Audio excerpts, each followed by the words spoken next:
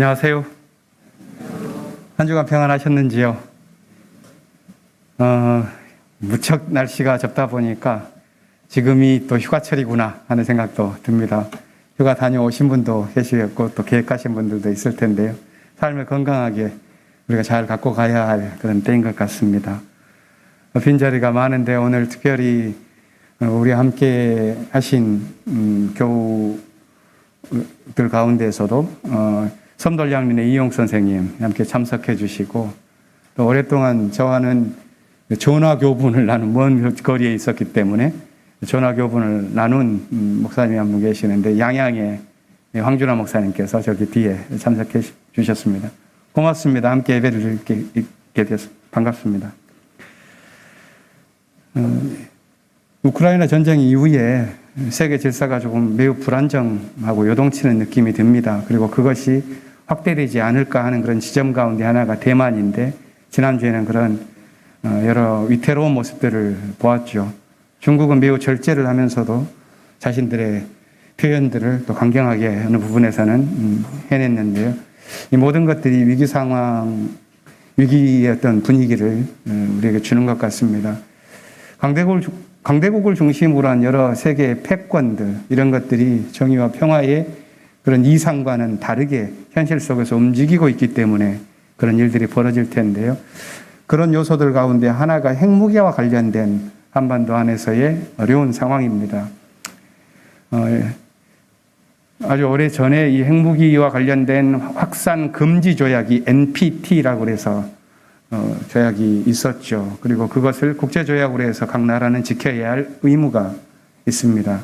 핵 보유국이든 그렇지 않든. 근데 이 NPT 회의가 보통 5년에 한 번씩 평가회의를 하는데 지금 뉴욕에서 코로나로 인해서 한 2년 늦춰져서 7년 만에 10차 평가회의가 8월 내내 있습니다. 지난 목요일에는 이 NPT 회의의 어떤 부대 행사로서 한반도의 비핵화 문제를 둘러하는 어떤 패널 토의가 있었는데 반갑게도 평통사에서 일을 하고 있는 우리 교회 박하영 교우가 영어로 거기서 주 스피커로 프레젠테이션하는 그런 일이 있었습니다.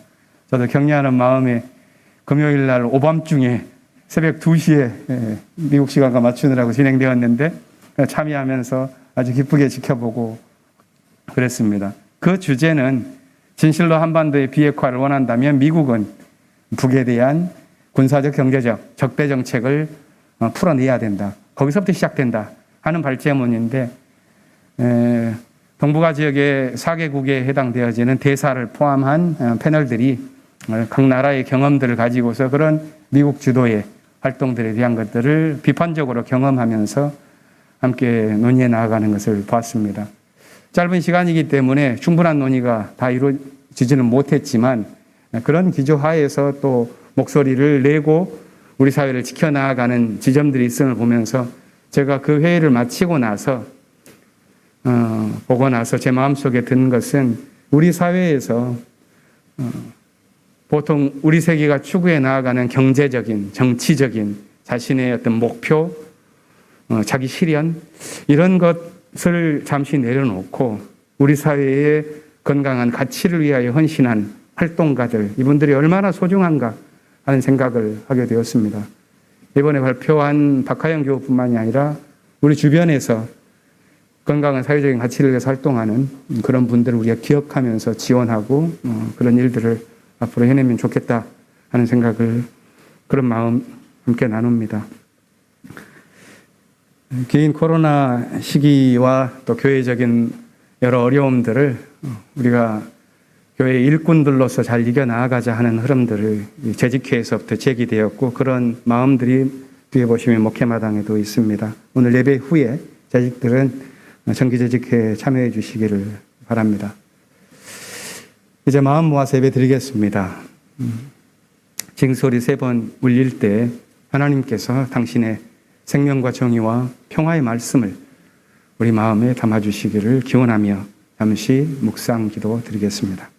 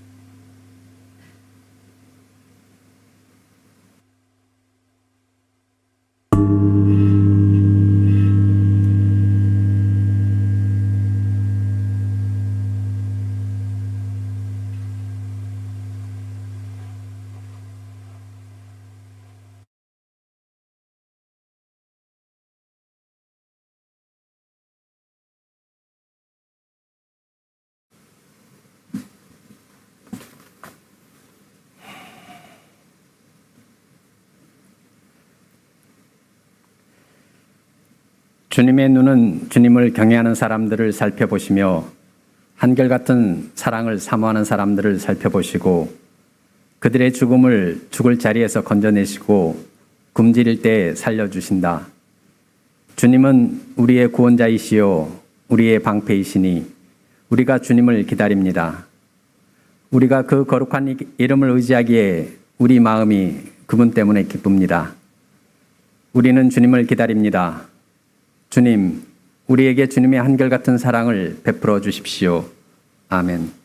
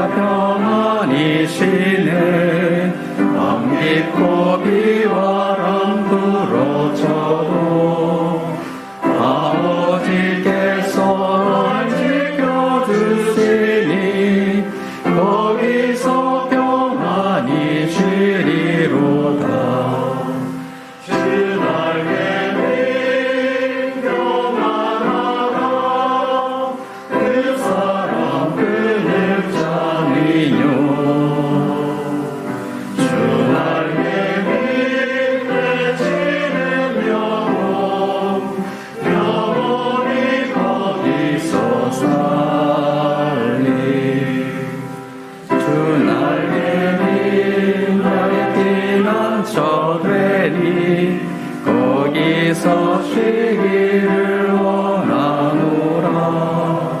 세상이 나를 위로치 못하라. 거기서 평화를 누리리라. 주 날개 밑 평안하다. 그 사랑 그늘 잠이뇨.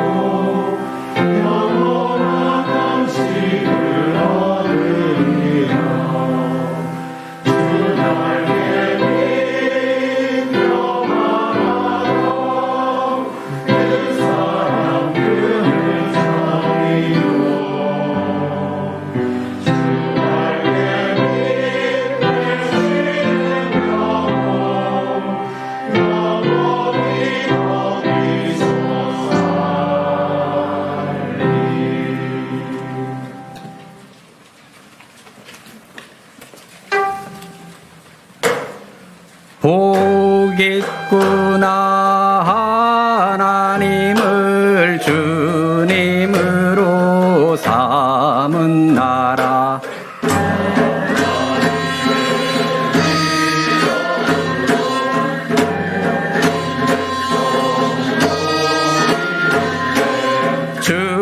주님께서 하늘에서 굽어보고 살피시네.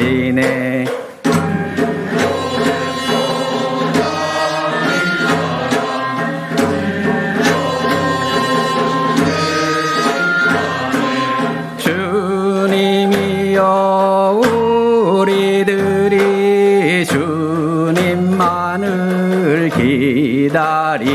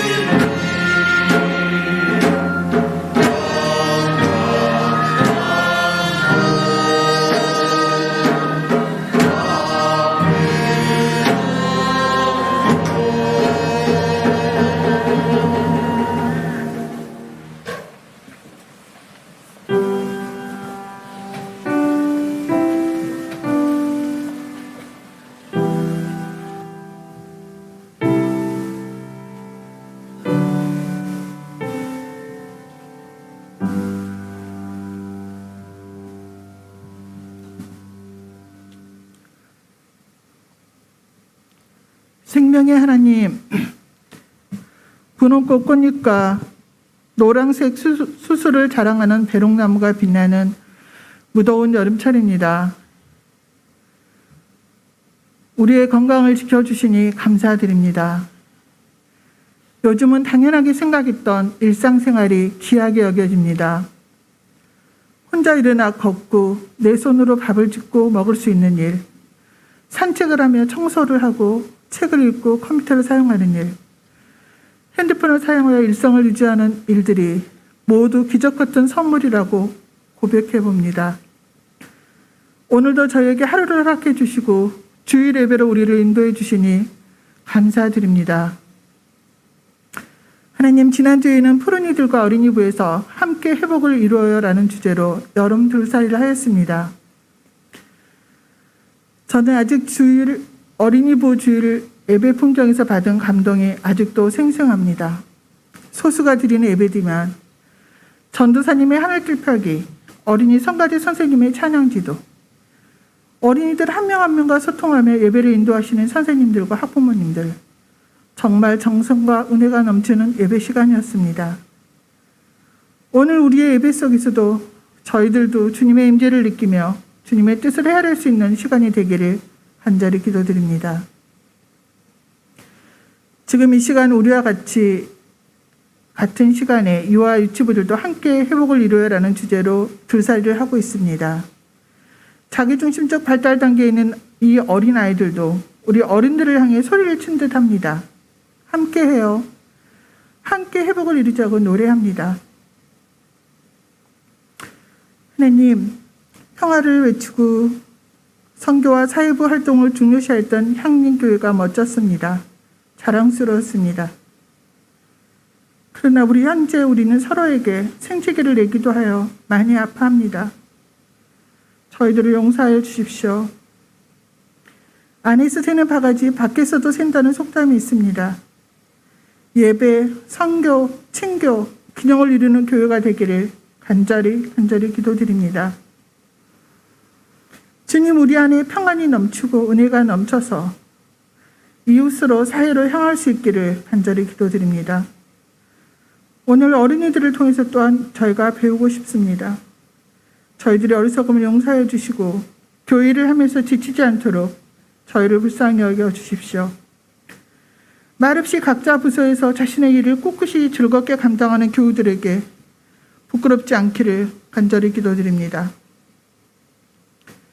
100일이 넘는 꽃을 피는 백일나무도, 배롱나무도, 하얀 꽃봉오리를 뽐내는 목수국도 겨울철의 추위를 견뎌야 여름의 아름다운 꽃들이 만발한 것을 알고 있습니다. 우리도 아픔을 통해 함께 회복을 이루어갈 수 있기를 또한 간절히 원합니다. 평화의 하나님, 예양과 성가대의 운일에 드려지는 기도와 감사와 찬양을 받아주십시오. 말 못할 아픔과 소원을 가지고 온 교우들, 아픈 몸을 이끌고 민족과 나라를 염려하여 평화적 해결을 간절히 바라는 기도를 가지고 온 교우들, 학업과 취업의 간절함을 가지고 온 교우들, 우리의 형편을 아신 주님, 함께 드리는 손길에 주님의 평화를 더하여 주시고 위로하시고 해결할 힘을 더하여 주십시오. 불과 몇 달 전까지만 해도 서로의 안부를 물으며 아픈 교우를 위로하시던 권사님들과 교우들이 병상에 누워있는 상황이 목이 메입니다. 치료의 주님, 친히 회복으로 인도하여 주십시오.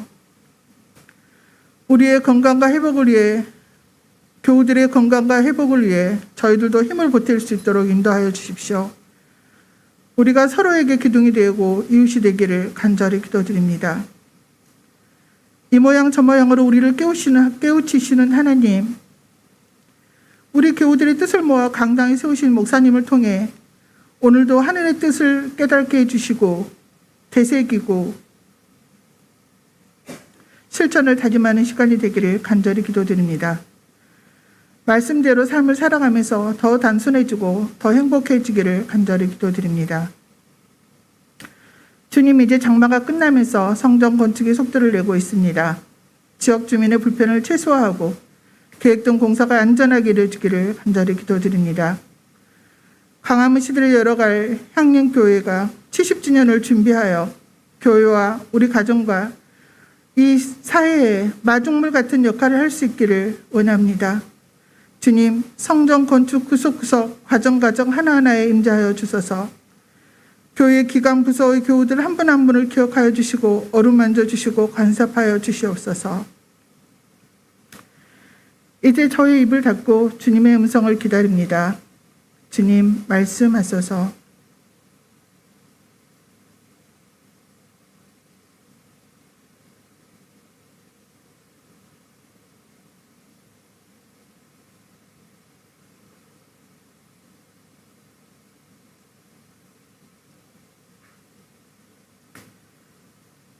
우리를 평화의 일꾼으로 부르신 예수님의 이름으로 기도드립니다.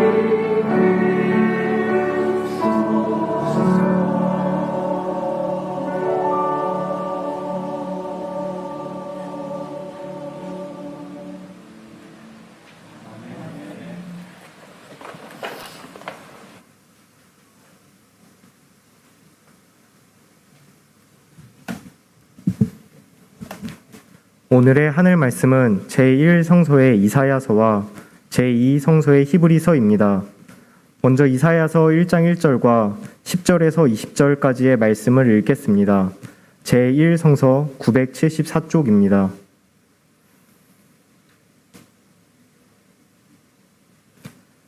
이것은 아모스의 아들 이사야가 유다 왕 우시야와 요담과 아하스와 히스기야 시대에 유다와 예루살렘에 대하여 본 이상이다. 너희 소돔의 통치자들아, 주님의 말씀을 들어라. 너희 고모라의 백성아, 우리 하나님의 법에 귀를 기울여라. 주님께서 말씀하신다. 무엇하러 나에게 이 많은 재물을 바치느냐? 나는 이제 순양의 번제물과 살진 짐승의 기름기가 지겹고 나는 이제 숫송아지와 어린 양과 숫 염소의 피도 싫다. 너희가 나의 앞에 보이러 오지만 누가 너희에게 그것을 요구하였느냐? 나의 뜰만 밟을 뿐이다. 다시는 헛된 재물을 가져오지 말아라. 다 쓸모없는 것들이다. 분양하는 것도 나에게는 역겹고 초하루와 안식일과 대회로 모이는 것도 참을 수 없으며 거룩한 집회를 열어놓고 못된 짓도 함께하는 것을 내가 더 이상 견딜 수 없다. 난 정말로 너희의 초하루 행사와 정한 절기들이 싫다. 그것들은 오히려 나에게 짐이 될 뿐이다. 그것들을 짊어지기에는 내가 너무 지쳤다. 너희가 팔을 벌리고 기도한다 하더라도 나는 거들떠 보지도 않겠다.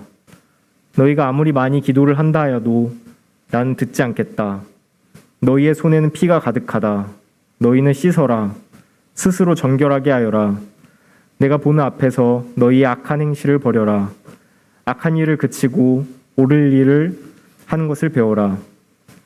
정의를 찾아라. 억압받는 사람을 도와주어라.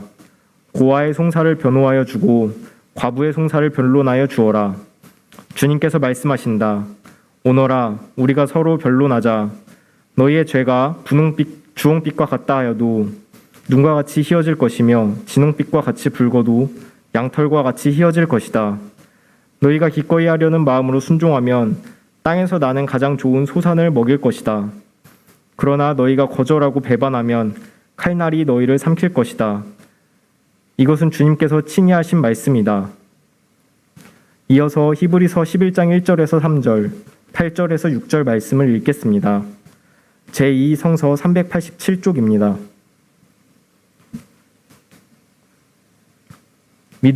믿음은 바라는 것들의 확신이요 보이지 않는 것들의 증거입니다. 선조들은 이 믿음으로 살았기 때문에 훌륭한 사람으로 증언되었습니다. 믿음으로 우리는 세상이 하나님의 말씀으로 지어졌다는 것을 깨닫습니다.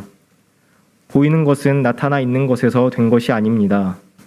믿음으로 아브라함은 부르심을 받았을 때에 순종하고 장차 자기 몫으로 받을 땅을 향해 나갔습니다. 그런데 그는 어디로 가는지를 알지 못했지만 떠난 것입니다. 믿음으로 그는 약속하신 땅에서 타국에 몸붙여 사는 나그네처럼 거류하였으며 같은 약속을 함께 물려받을 이삭과 야곱과 함께 장막에서 살았습니다. 그는 하나님께서 설계하시고 세우실 튼튼한 기초를 가진 도시를 바랐던 것입니다. 믿음으로 사라는 나이가 지나서 수태할 수 없는 몸이었는데도 임신할 능력을 얻었습니다. 그가 약속하신 분을 신실하신 분으로 생각했기 때문입니다. 그래서 죽은 사람이나 다름없는 한 사람에게서 하늘의 별과 같이 많고 바닷가의 모래와 같이 셀 수 없는 많은 자손이 태어나게 되었습니다. 이 사람들은 모두 믿음을 따라 살다가 죽었습니다. 그들은 약속하신 것을 받지는 못했지만 그것을 멀리서 바라보고 반겼으며 땅에서는 길송과 나그네 신세임을 고백하였습니다.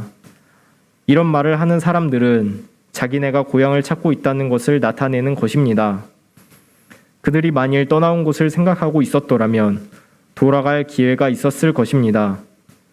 그러나 사실은 그들은 더 좋은 곳을 동경하고 있었던 것입니다.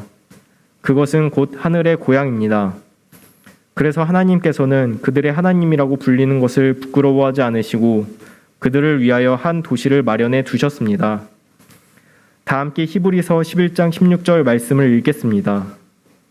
그러나 사실은 그들은 더 좋은 곳을 동경하고 있었던 것입니다. 그것은 곧 하늘의 고향입니다. 이 말씀으로 귀한 깨달음과 결단이 있으시기를 바랍니다.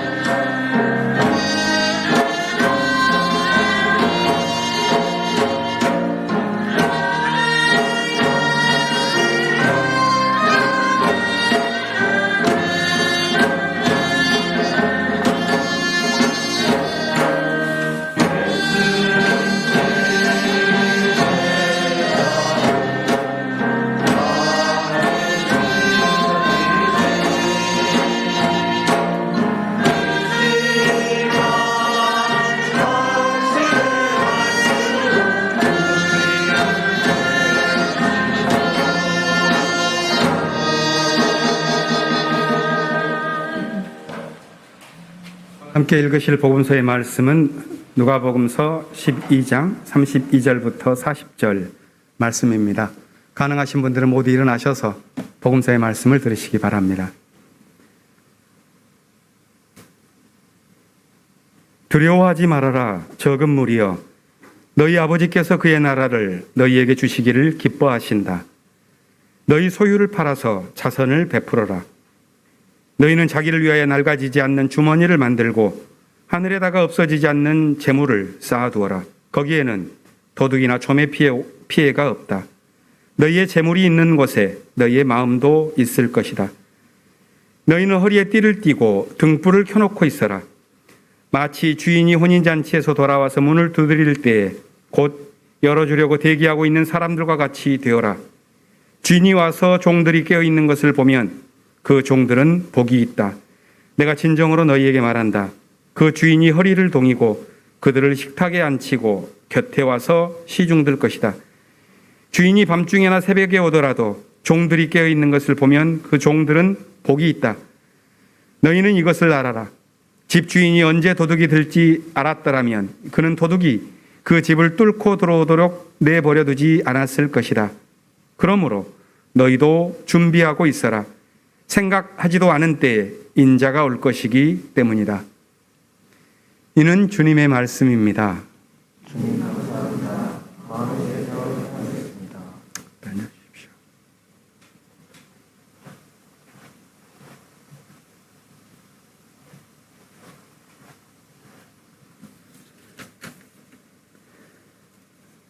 오늘 성가대에 감사합니다. 노래 가사가 제 오늘 하늘 펴기를 압축적으로 요약해 주신 것이기도 하고 또 선율 자체가 지친 우리의 영혼을 마치 깊이 위로해 주는 것 같습니다. 두려움 없이 주님 안에 살아라.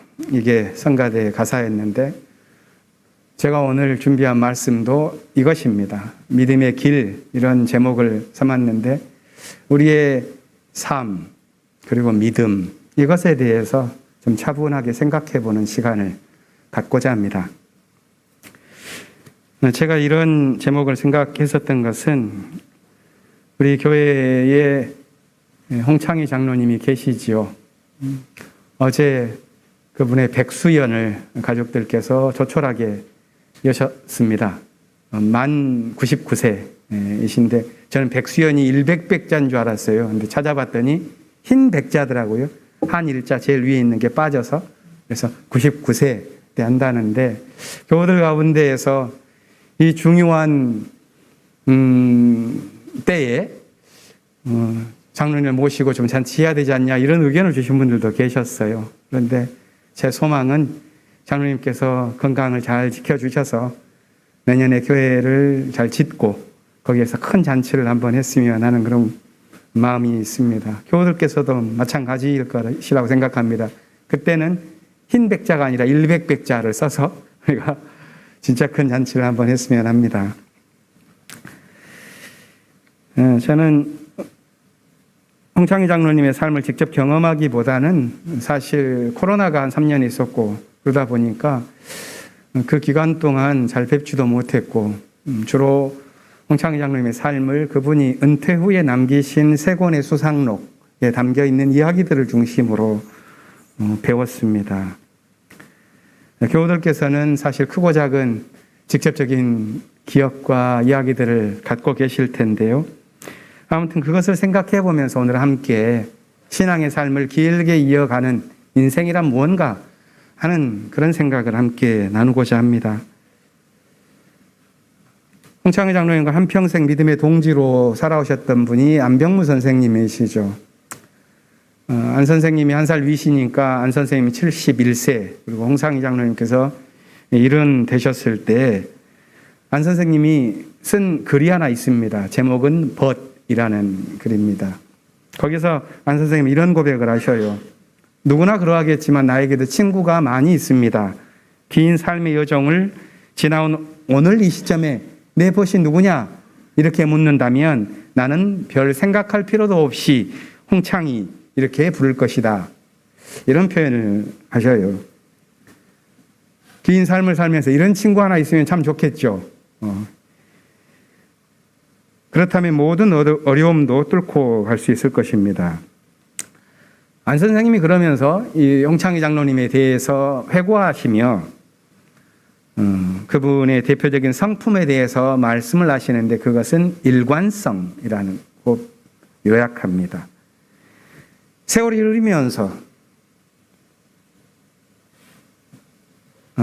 풋내기 의사로서 조교활동을 하며 전장을 누비던 그런 시절부터 세월이 흘러가면서 이제는 삶의 외적인 조건이나 사회적 위상들도 높아져서 의학계에서는 누구나 인정하는 유명 인사가 되었을 만큼 삶의 많은 면들이 변했지만 그 삶을 오래 지켜본 사람으로서 그에게는 변치 않는 일관성이 두 가지 모습으로 담겨 있다라고 말합니다. 그 첫째는 인간 관계에서의 성실함이요. 다른 하나는 의로운 선택을 해야 할 때 늘 철저했다는 것입니다. 안 선생님이 이런 홍창희 장로님의 삶에 관한 총체적인 인상을 그 뒤 이으면서 마치 파스칼과 같다, 파스칼적이다 이렇게 말합니다. 17세기의 그 천재 파스칼, 그는 40이 되기 전에 요절하고 말았기 때문에 삶의 길이로 본다면 좀 다릅니다. 하지만 그 믿음과 삶을 구성하는 방식에 있어서는 비슷했다고 본 것입니다. 파스칼은 위대한 수학자요 과학자였습니다. 또 철학자요 신학자였습니다. 그는 삶의 문제를 아주 냉철하게 들여다본 사람일 뿐만이 아니라 또 한편에서는 그 삶의 깊이에서 믿음의 문제를 중시했습니다. 이 점이 안병무의 눈에 친구 홍창희의 삶을 해석하는 핵심 내용이었던 것 같습니다. 두 분만이 아니라 일군의 신앙 동지들이 야성이라는 잡지를 내셨던 것은 아실 텐데요. 그것이 한국전쟁 기간이었습니다. 30살에 불과한 이 젊은이들이 어둠에 담긴 시대에 신앙의 등불을 들고자 그리고 신앙의 공동체를 깨우고자 했는데 이 즈음에 청년 홍창희가 쓴 글 가운데 하나는 파스칼의 새 차원이라는 글이 있었습니다. 그걸 한번 읽어보았습니다. 그건 삶을 세계의 차원으로 해석하는 건데요. 파스칼 역시 인간의 삶에는 세 개의 차원이 있다고 말을 합니다. 첫째는 육체의 차원이요, 둘째는 정신의 차원이요, 셋째는 자비의 차원이다. 이렇게 본 것이죠. 이 세 차원에는 좀 간격이 매우 멀다고 봤습니다. 그래서 육체의 차원에서 속해 살아가는 사람들은 정신적 차원에 속한 삶을 알 수 없고 정신의 차원에 속하는 삶에 살아가는 사람은 자비의 차원에 속한 삶을 알 수 없다. 이렇게 봤습니다. 파스칼 역시도 과학자였기 때문에 이성의 가치를 부정하지 않았습니다. 인간의 위대함을 구성하는 데에는 이성의 힘이 있다고 보았습니다. 하지만 파스칼의 특징은 이성으로는 하나님을 알 수 없다는 것이었습니다. 하나님의 은총으로 주어진 믿음 없이는 또한 삶 역시도 충분히 구성할 수 없다는 것이었습니다. 그래서 홍창희 장로님이 이렇게 말씀하시죠. 수정같이 맑은 이성이 어린애와 같이 순진한 신앙 속으로 흡수되지 않고서는 우리는 삶을 충만하게 살 수 없다. 홍창기 장로님은 그 글에서 삶을 살아가는 적절한 방식에 관한 이야기를 재미있게 표현하십니다. 만일 뜰 앞에 바위가 있다면 그 바위를 치우려면 힘을 써야지 철학 문제를 푼다고 되는 게 아니다. 다음 날 시험을 볼 신학생은 기도를 드리기 전에 시험 공부를 해야 할 것이다. 이것은 이성적인 상식입니다. 그런데 요한은 반대로 또한 신앙의 세계를 과학적 지식으로 증명하는 것 역시 어리석다. 아무리 천재일지라도 자신의 빛나는 이성으로 신앙의 세계, 사랑의 세계를 해명하려는 것은 아직 자기가 어떤 세계를 살아가고 있는지를 분간하고 있지 못하기 때문이다. 이렇게 말씀을 하시죠. 철학사적으로 보면은 이성의 시대의 한가운데에서 경건주의라고 하는 그 흐름을 제시한 사람이 파스칼인데요. 파스칼은 당시에 대중적인 세계관이 놓치고 있는 맹점을 뚫어보았던 것입니다. 한편으로는 인간의 삶이라는 것은 사회적인 법칙에 매여 있어서 그런 사회의 풍조를 따라 살아갈 수밖에 없다. 이런 세속적인 결정론이고, 다른 한편에서는 인간의 삶이란 저 초자연의 세계에 계신 신의 섭리에 의해서 결정될 수밖에 없다. 이런 또 다른 의미에서의 결정론이었습니다. 파스칼은 그것이 아니다. 그 영향을 받긴 하지만 그것을 뚫고 나아가는 것이 있다. 삶 한가운데에서 믿음을 구성하면서 궁극적인 가치를 세워나가는 것, 그것이 중요하다. 이렇게 말하고 있는 것이죠. 저는 그런 경건주의적인 전통이 이 모든 교회를 교회답게 지키는 하나의 토대가 되었다고 생각하고요. 우리 향림교회에도 이런 전통이 깊이 흐르고 있다는데 자부심을 느낍니다. 그것이 신앙 공동체의 토대인 믿음이고, 그 믿음 위에서 우리는 하나님과 역사 앞에 정의와 평화를 외칠 수 있는 진정한 힘을 가질 것이기 때문입니다. 오늘 서신서 본문 히브리서 11장이 계속해서 반복하는 단어가 있죠. 그것은 믿음으로라는 말입니다. 루터에게 가장 중요했었던 그 단어입니다. 성서에 나오는 사람들의 삶을 해석할 때 히브리서 기자는 그들 모두 믿음으로 살았다, 믿음으로 살았다, 이렇게 반복해서 증언합니다. 1절은 이렇게 그 믿음에 대해서 요약해서 알려줍니다. 믿음은 바라는 것들의 확신이요, 보이지 않는 것들의 증거입니다. 다시 말해서 믿음이라는 것은 어떤 율법이나 교리에 대한 지식이 아니라 삶을 관통하고 있는 그 무엇에 대한 깨달음입니다. 그 확신이 보이는 것 너머의 세계로 나아가서 그 너머를 응시하게 하고 믿음으로 지어갈 세계를 앞당겨서 보게 합니다. 우리의 삶이 비록 고통과 굴곡으로 얼룩져 있다 하더라도 그 삶을 세우게 하는 힘, 우리의 역사가 비록 참혹한 어둠을 지난다 하더라도 그 역사 속에서 무언가를 밀고 나가게 하는 그 힘, 그것이 믿음에 있다고 히브리서 기자는 가르쳐주고 있는 것입니다. 본문 8절은 아브라함의 삶을 믿음으로 해석했습니다. 그의 삶은,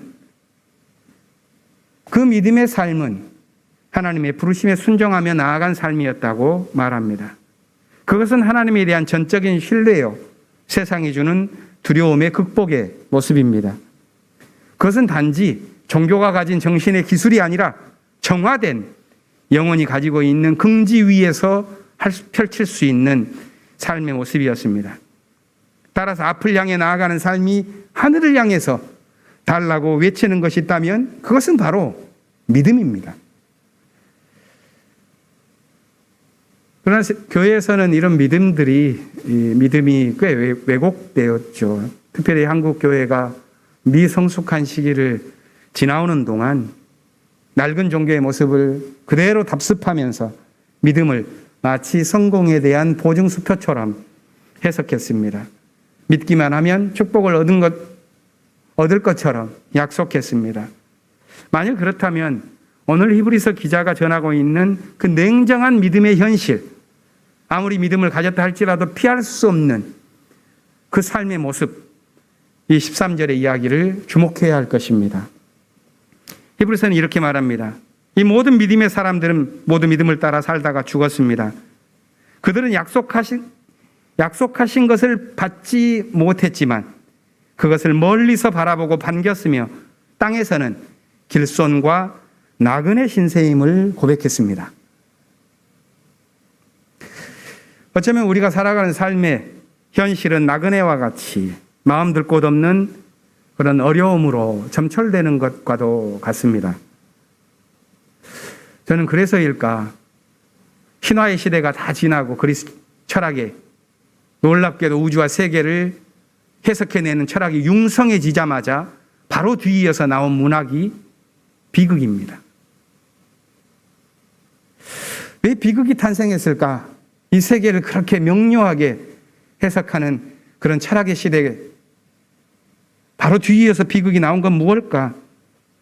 그것은 그 비극의 이야기를 보면 대체적으로 벗어날래야 벗어날 수 없는 현실 그 삶에서의 욕망과 올가미들, 한편에서는 진실이, 다른 한편에서는 그에 맞선 술수가 서로 얽히면서 관계가 파괴의 늪으로 빠져들어가는 것을 묘사하는 그 비극처럼 삶은 어쩌면 슬픔의 카타르시스만 남기면서 운행되고 있는지도 모르겠습니다. 그런 점에서 인생을 고로 표현한 불교가 더 사실적일는지도 모릅니다. 성서 역시도 믿음의 사람들이 살아간 삶을 13절에서 이렇게 봤죠. 약속한 것을 멀리서 바라볼 뿐 땅에서는 나그네 신세였습니다.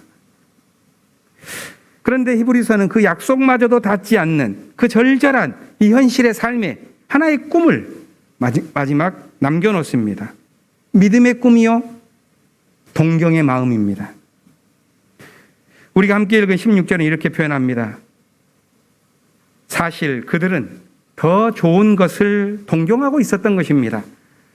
그것은 곧 하늘의 고향입니다. 바로 이것이 히브리서가 마지막으로 믿음의 사람들이 살아간 삶에 대한, 또 그들이 일어난 시점에 대한 이야기라고 할 수가 있겠는데요. 여기서 저는 홍창희 장로님 이야기로 잠깐 돌아가 봅니다. 장로님이 펴내신 책, 마지막 책이 9년 전 90세, 91세가 되셨을 때 내신 마음의 고향이라는 책인데, 그 머릿말에서 이렇게 장로님은 고백하셔요. 나에겐 고향이 두 개가 있다. 하나는 북에 남겨둔 고향이고 다른 하나는 예수 그리스도라고 하는 마음의 고향이다. 이 마음의 고향이라고 하는 표현은 이 93년에 나온 글에만 나오는 것이 아니라 한 40년 전 홍창희 장로님의 삶에는 아주 오래된 언어입니다. 마음의 고향이라는 이 언어가 아직 한국 전쟁이 끝나지 않던 시기, 남산 밑에 향림교회 신앙공동체가 일구어지기 넉 달 전 쓴 글의 제목이 마음의 고향입니다. 야성 7집에 실린 이 글의 맨 앞은 그 마음의 고향을 따라 살아간, 그 고향에 있는 임을 보고 살아간 서양의 성 프란시스, 한국의 한용운님, 이 두 분의 기도와 시를 소개한 다음에 마지막에 이렇게 마칩니다. 내 마음속 깊이 한없이 그리워하는 님, 그 님이 계신 나라, 그곳에 나의 생명이 깃들어 있다.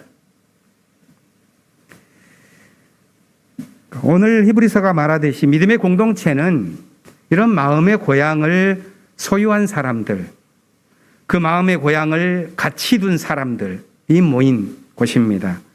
같은 믿음을 품은 공동체가 참으로 소중하죠. 동경하는 힘에 기초한 신앙 공동체는 진실로 위대하죠. 생애 철학자로 알려진 베르그송은 미숙한 도덕, 미숙한 종교는 당위성에 매달려서 의무에 따라 진행된다고 말합니다. 하지만 성숙한 도덕, 성숙한 종교는 그 마음에 동경이 이끄는 곳으로 나아간다고 말합니다. 진정한 믿음이란 비록 우리 삶을 살아갈 때 수치를 당할지라도 실패의 늪을 지나갈지라도 하나님을 동경하면서 그 걸어간 발자국에 예수의 흔적을 남겨가는 것, 거기에 있지 않겠습니까? 오늘 제1성서의 본문은 예언서의 시작입니다. 첫 장부터 기존 종교에 대한 예언자의 비판이 나오는데 가장 강한 비판을 하는 분은 하나님 자신입니다. 하나님의 목소리가 제일 큰 비판가의 목소리입니다. 그리고 그 비판의 내용은 여러한 비판들이 있지만 그것을 다 함께 감싸고 있는 것은 지금 살아가고 있는 삶의 모습, 성찰하고 그 믿음의 길을 재구성하라 하는 내용입니다. 성서의 신앙 공동체가 아브라함 때부터 쭉 흘러오죠. 그 믿음의 행진을 하다가 예언의 시대에 접어들었을 때 그들은 비로소 아브라함의 하나님, 이삭의 하나님, 야곱의 하나님, 그렇기 때문에 이스라엘만 축복하고 다른 민족을 저주하는 그런 어떤 부족신의 단계에 그 수준에서의 신앙을 떨쳐버리고 보편적인 정신으로 도약하게 됩니다. 예언자들을 통해서 전달된 신은 자기 백성들만 건사하는 옹졸한 부족신이 아니라 모든 이들의 구원을 이루는 정의와 평화의 주님으로 나타납니다. 예언자들의 메시지는 그렇기 때문에 이스라엘에게만 축복과 번영을 선사하기보다는 오히려 그들에게 묻는 것이죠. 하나님이 원하는 것은 뭔지, 참된 구원의 길은 어디에 있는지, 어떻게 평화를, 정의를 따라 살아갈 것인지, 율법의 의무나 종교적인 당위에 따른 활동보다는 하나님이 원하는 삶이 뭔지 그걸 동경하면서 먼저 자신을 싣고 정의와 평화의 길을 찾으라는 것입니다. 겉모습으로 믿음의 흔적을 보이는 것이 아니라 자기의 존재로서 믿음을 살라는 것입니다. 정의의 목소리가 환멸에 이르지 않도록 삶으로 정의의 열매를 거두어 가라는 것입니다. 이런 예언자의 목소리는 인류의 정신사의 깊은 흔적을 기원전 8세기부터 남겨왔습니다. 그 위대한 유산이 인류의 꿈을 높였고 그 꿈을 꾸는 사람들에게 긍지와 포부를 가져다 주었습니다. 예언자가 등장한 이래로 2800여 년 동안, 그러나 역사는 여전히 남은 길이 있었기 때문에 걸어왔습니다. 삶은 또 다른 위태로운 사태를 빚어냈고 역사는 그런 삶의 무게를 고스란히 안고 비틀거리면서 지금도 이어지고 있습니다. 예언도 그치고 방언도 그친 위기의 시대는 역사 속에서 계속 찾아왔습니다. 오늘 우리의 삶 역시도 그런 예언도 그치고 어쩌면 방언도 그친 그런 낯선 시대를 맞고 있는지도 모르겠습니다. 긴 코로나 팬데믹으로 인해서 사회 질서에 큰 변화가 생겨났죠.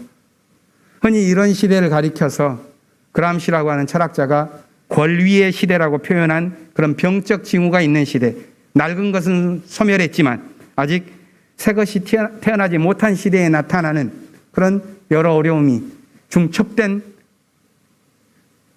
그 비어있는, 위치가 비어있는 권위의 시대라고 말합니다. 4차 산업혁명이 가속하면서 노동환경이 변했기 때문에 노동자들 자체가 진보가 뭔지, 공정이 뭔지 이런 가치들을 재구성하고 있습니다. 그걸 바라보는 사회 자체의 진보의 감각도 변경되고 있습니다. 기후위기는 새로운 문명을 요구하지만 우리 사회는 아직 생태 문명을 향한 프로그램들을 우리의 1차적인 과제로 접하고 있지 못합니다. 그럼에도 불구하고 사람들은 탈진리 시대의 확증 편향의 문화가 영적 위기를 보이고 있지만 도리어 종교를 벗어나고자 하는 모습은 확대되고 있습니다. 이런 불안의 시대에 대부분의 신앙 공동체는 몸부림치죠. 어떻게 생존 가능할 건가? 대부분의 신앙 공동체가 이것을 확보하기 위해서 애쓰고 있습니다. 우리 역시도 어디에서 길을 찾고 어디에서 우리 삶의 고통에 대한 위안을 얻을까 하는 고민을 하는 것이죠. 그런 마음이었기 때문에 성가대 그 찬양이 참 감사했습니다. 예수를 따르던 사람들 역시 모두 암울한 시대의 길을 잃고 삶의 늪에 빠져 들어가기도 합니다. 그들을 향해서 오늘 누가복음 본문은 짧은 명령문으로 시작합니다. 두려워하지 말아라. 이 말은 누가복음에서 계속 처음부터 반복되어 왔습니다.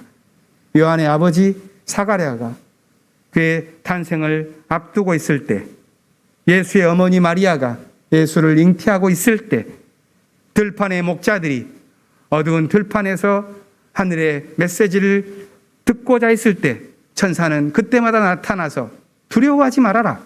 두려워하지 말아라. 또한 자기 길을 잃은 어부 베드로에게, 딸의 병으로 절망한 아버지 야이로에게, 삶의 벼랑길을 지나는 제자들에게 예수께서는 두려워하지 말아라 이렇게 말씀하시죠. 그러고 보면 누가복음 공동체 자체가 매우 이태로웠던 것 같습니다. 그들에게 필요했던 것은 세상의 염려로 두려워하지 않고 다가올 시대를 향해서 깨어있는 삶이었습니다. 두려워하지 않는다는 것, 깨어있는다는 것, 이 두 가지는 깊이 연관되어 있습니다. 하나님 나라를 향해 깨어있는 사람은 이 세상의 사태로 인하여 두려워하지 않습니다. 이 세상의 율법을 넘어선 믿음의 사람은 등불을 켜서 주의 나라를 준비합니다. 위태로운 시대의 신앙의 공동체는 깨어나기를 소망합니다. 믿음을 삶 속에서 내재화하는 생활신앙, 복음의 본질을 추구하면서 교회의 정체성을 바로 세우는 노력, 변화하는 사회에 대응하기 위해서 신앙의 공적 책임을 높여가는 활동, 대안적 가치와 삶을 추구하는 공동체적인 실험을 하면서 하나님 나라에 참여하는 것, 그것이 바로 우리는 깨어있는 삶이요 두려움을 이겨내는 우리의 삶이라고 이해합니다. 꿈은 거대할지라도 그 꿈을 이루어가는 구체적인 삶은 아주 작은 일에서부터 시작될 것입니다. 철학에서 추상적인 것은 클수록 진리에 가깝지만 구체적인 삶에서는 작고 실제적일수록 진리에 가깝습니다. 우리가 하나님을 품고 마음속으로 드리는 작은 기도, 가난한 이웃에게 내어주는 나의 속옷 한 장, 메마른 사막에 심는 한 그루의 나무, 목마른 나그네에게 건네주는 한 바가지의 샘물, 거기에서부터 생명력 있는 삶은 시작되는 것입니다. 오래전 목회 상담학을 가르치던 선생님에게 들은 말씀이 기억났습니다. 인간의 성품이 정화되는 데에는 일종의 시간이 필요하다. 불교에서는 도노, 돈수 하면서 깨닫는 즉시 모든 수행이 완성되어지는 측면에 대한 가르침도 있는데 또 도노 점수가 있지 않습니까? 그런 것처럼 이렇게 성품 자체가 정화되어지는 데에는 최소한 3대에 걸친 믿음의 계보가 필요하다는 것입니다. 그게 저는 정확한 진단인지는 모르겠습니다만은 이스라엘이 탄생하기까지도 아브라함이 있었고 아들 이삭과 야곱이 이런 3대가 필요했다는 것을 비춰본다면 성서적이라고도 할 수도 있겠습니다. 홍창희 장로님 이야기를 하기 위해서 제가 좀 곁들인 것입니다. 홍창희 장로님의 할아버지 장로님, 홍창희 장로님의 아버지 되시는 장로님, 이분들의 믿음의 좌표를 가졌기 때문에 홍창희 장로님과 같은 삶에 일관된 모습이 있었을 것이라고 저는 생각하게 되었습니다. 그 믿음이 이어져서 삶의 열매로 맺히는 것이죠. 저는 우리 교회의 전통 속에 이런 좋은 어르신을 가진 그것이 참 복되다고 생각합니다. 장로님의 그러한 삶이 우리의 작은 노력들을 통하여 이어지고 흘러넘 가기를 바라면서 홍창기 장로님의 글 가운데 석천수상이라고 하는데 석천이 홍창기 장로님의 호라는 것을 아시는 분들도 있겠습니다. 석천, 돌샘입니다. 어릴 적 할아버지 장로님이 써주신 그 한문 글씨에서 비롯된 건데 고향을 생각하시면서 과수원과 또 뒷산과 앞에 있는 샘 이걸 생각하시면서 나무꾼이 짐을 지고 산을 내려오다가 잠시 내려놓고 바위 틈에서 솟아나는 물에 목을 축이고 쉬듯이 자신의 삶 또한도 그런 삶이 되기를 원한다 하는 건데 이게 믿음의 삶을 살아가는 우리의 모습이어야 하겠습니다. 함께 공동체를 이루는 우리 모두 그러한 믿음을 우리의 삶 속에서 이루어가고 또 광화문 시대를 열어갈 우리 교회의 삶도 우리 사회의 목마름을 씻어줄 작은 돌샘이 되기를 기원합니다. 잠시 침묵하겠습니다.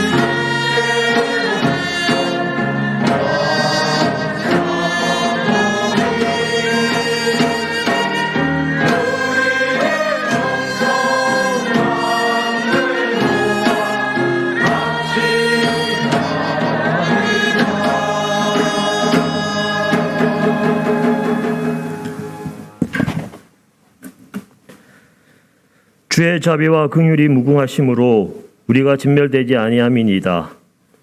이것이 아침마다 새로우니 주의 성실이 크도소이다. 주님, 자격 없는 저이지만 당신의 인자하심과 성실하심에 힘입어 당신께 나아갈 수 있음에 감사드립니다.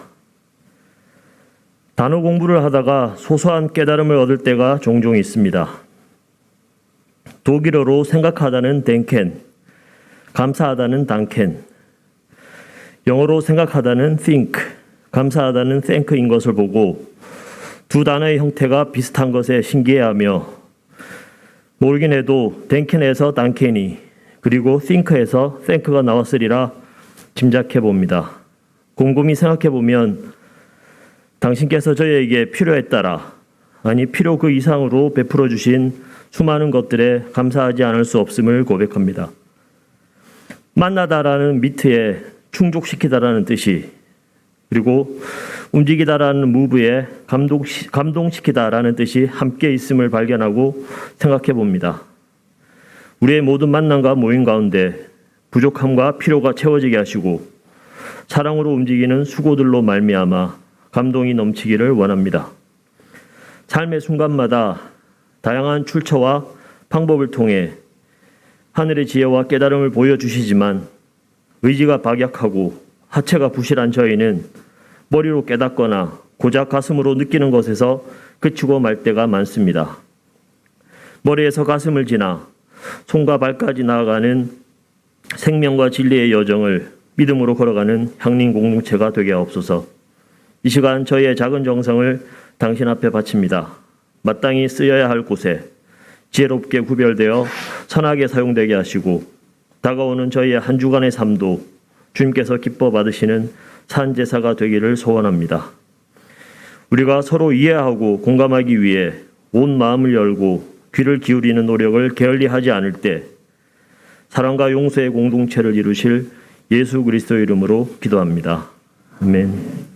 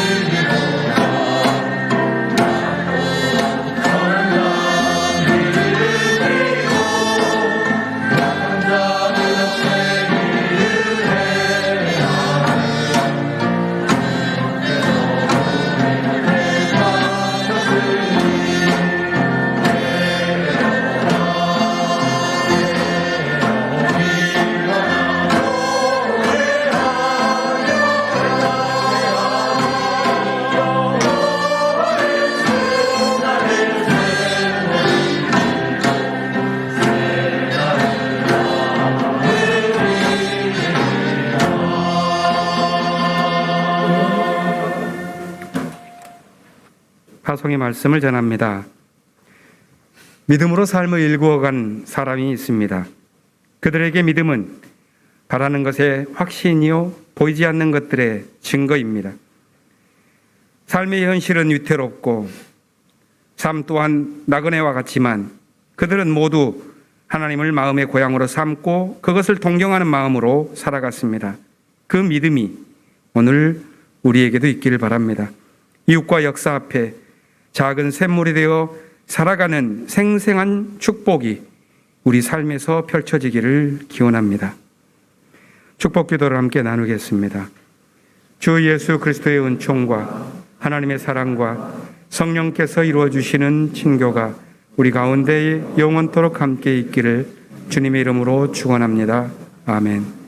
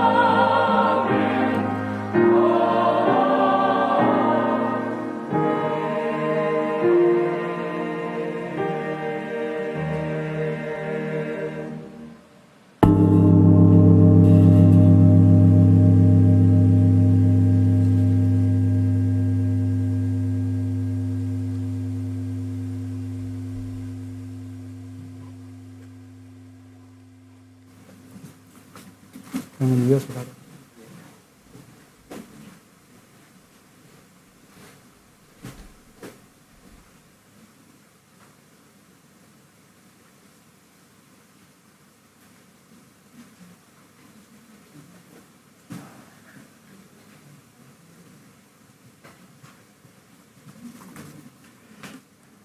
안녕하세요. 오늘 예배에 오신 여러분 모든 분들을 환영합니다. 공동관심사 나눔 전에 몇 가지 주보에 없는 내용 먼저 말씀드리고 시작하도록 하겠습니다. 첫 번째 우리 교회를 오신 분인데 아까 목사님께서도 잠시 소개하셨듯이 양양 고백교회에 계시는 황준하 목사님께서 오셔서 우리 교회와 이 예배와 함께 하셨습니다. 잠시 일어서서 인사 나눠주시죠. 네, 환영합니다.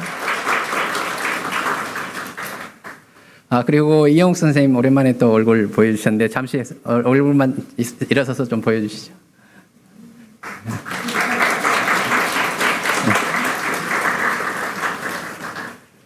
광고입니다. 상반기 감사 보고 결과가 주보에는 나와 있지 않지만 우리 홈페이지에 교인 전용 게시판에 결과가 있습니다.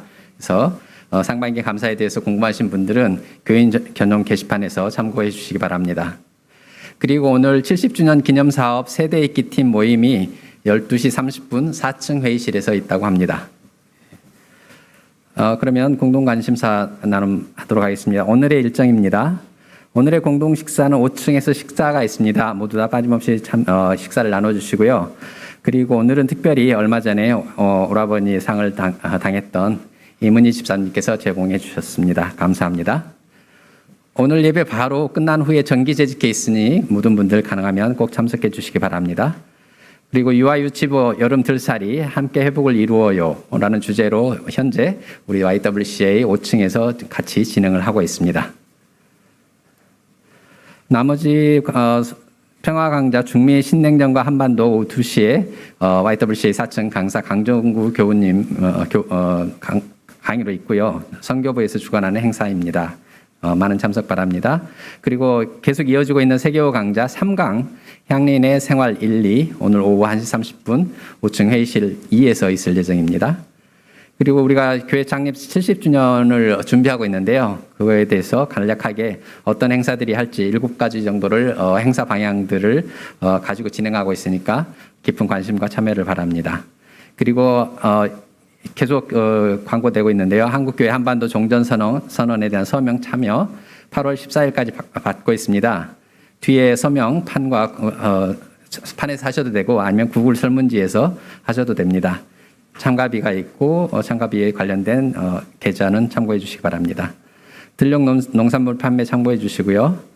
두 번째 이번 주 일정 안내입니다. 수요 평화 거리 기도회 8월 10일 수요일 7시 30분 광화문에서 있습니다. 그리고 교회 창립주년 70주년 기념사업 준비위원회 18차 회의가 8월 11일 목요일 날 특별히 오전 10시에 있을 예정입니다. 줌으로 할 예정입니다. 그리고 다음 주 성가대 휴가 진행할 예정입니다. 다른 광고는 주보를 참고해 주시고요. 에큐메니칼 소식 보시면 특별히 두 가지 소식만 강조해서 말씀드리겠습니다. 2022년 세계 교회와 함께하는 한반도 평화통일 공동주일 연합 예배가 8월 14일 일요일 오후 3시 한국 기독교 100주년 기념관 그레이스 홀에서 있을 예정입니다. 주관은 NCCK와 CBS에서 하는데요. 여기에 예향이 함께하는 국악 예배가 있을 예정입니다. 이렇게 말씀드리는 것은 교우 여러분들께서 많이 참석하셔서 예양도 응원해 주시고 또한 행사에서 평화통일을 기원해 주시길 바라는 그런 말씀에서 광고 말씀드립니다. 그리고 또 다른 하나 그 아래에 있는 세월호 참사 진상 규명을 위한 그리스도인 기도회가 있습니다. 8월 18일 세월호 기억관 앞에서 있을 예정인데요. 그때는 특별히 우리 교회에서 주관해서 진행할 예정입니다. 그렇기 때문에 우리 교회에서 주관하는 세월호 참사 진상 규명을 위한 그리스도인 기도회이기 때문에 18일 날은 기억해서 가능하면 참석해 주시기 바랍니다. 나머지 광고들은 주보를 참고해 주시기 바랍니다. 예, 향림교회 생활실천 다짐하심으로써 예배를 마치도록 하겠습니다. 우리는 하나님 나라의 일꾼으로 이 땅에 파송되었음을 믿으며 하나님 나라의 실현을 위해 성서 공부, 기도, 신앙, 신학서적 읽기 등 일상의 신앙 훈련을 통해 사회 선교의 영성을 키운다. 이상으로 예배 마치도록 하겠습니다. 평안한 한 주 되시고 오늘은 재직회 바로 이어서 진행하도록 하겠습니다.